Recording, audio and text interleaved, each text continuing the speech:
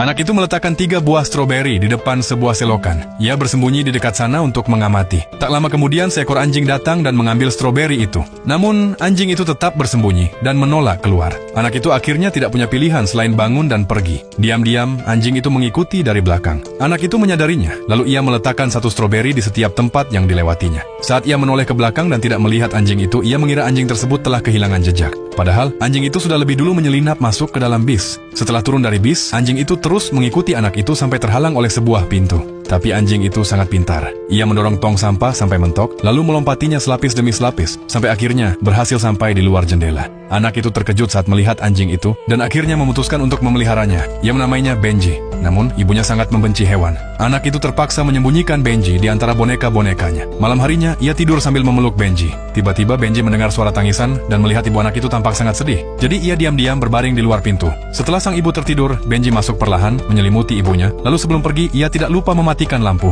Keesokan harinya, ketika sang ibu bangun, ia menemukan Benji. Anjing itu menatapnya dengan ekspresi memohon. Meski begitu, sang ibu tetap bersikeras agar Benji pergi. Anak itu pun tidak punya pilihan selain membawa Benji keluar. Melihat Benji yang malang, ia sangat sedih. Namun ia tak bisa mengubah keputusan ibunya. Benji kembali menjadi anjing jalanan. Suatu hari, anak-anak itu diculik oleh seorang penculik. Genji kebetulan menyaksikan kejadian itu dan segera mengejarnya. Anak itu pun menyadari kehadiran Benji, lalu menjatuhkan stroberi di jalan sebagai penanda. Benji mengikuti jejak stroberi di tanah hingga tiba di sebuah rumah kosong. Saat hendak mendekat, para penculik melihatnya. Benji langsung berlari masuk ke gudang tua. Begitu para penculik masuk ke dalam, Benji merayap keluar melalui lubang kecil, lalu berlari ke pintu dan menjatuhkan lemari hingga menjebak mereka di dalam. Ia segera berlari mencari bantuan. Saat itu, sang ibu juga mengetahui bahwa anaknya telah diculik. Tiba-tiba Benji datang sambil membawa topeng yang ditinggalkan penculik. Seakan ia mengerti maksud Benji, sang ibu pun mengikutinya. Dengan dituntun oleh Benji, mereka segera sampai di tempat persembunyian penculik. Tepat ketika penculik berusaha kabur, Benji langsung menerkamnya.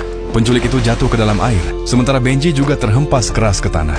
Polisi datang dan menangkap penculik itu. Melihat Benji pingsan, anak itu sangat sedih, dan ibunya merasa sangat bersalah. Untungnya, Benji segera bangkit kembali. Sejak saat itu, Benji resmi menjadi anggota keluarga mereka.